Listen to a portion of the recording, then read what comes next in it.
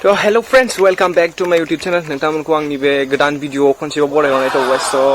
आसा खालामो नोंथांमोना गासिबो मोजाङैनो दंखायो। So आरो बिदिनो मोजाङै थाबाय थादों। आं इसोरनियाव आरज गाबो। थ' आंनि भिउअर्स नोंथांमोन गोदानै भिडिअआव नोंथांमोनखौ फिन खनसेबाव बरायहरनाय थाबाय।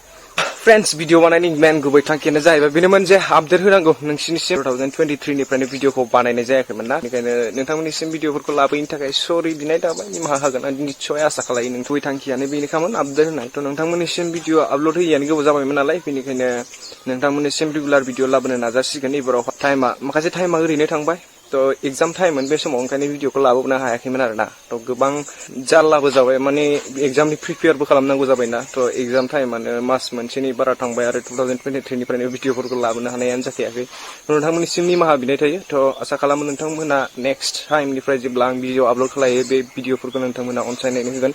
आसा खालामो नोंथांमोना आंनि बे सटा मटा फिसा चेनेलखौ अरायबो अनसायनानै मोनसे साक्सेसफुल इउटिउब चेनेल खालायनानै होगोन होननानै आङो नोंथांमोननिसिम मिजिंथिबाय थ' नेक्स्ट भिडिअआव नोंथांमोनखौ फिन खनसेबाव बरायनायनि मिजिं लानानै आं दिनैनि बे भिडिअखौ बेयावनो फोजोबथ'नाय जाबाय थेंक फर वाचिं आपडेटखौ होबाय नोंथांमोना एबारनिफ्राय भिडिअखौ नायबाय थादो एकदमबारे धामाका भिडिअ लाबोनो नाजागोन थेंक्स फर वाचिं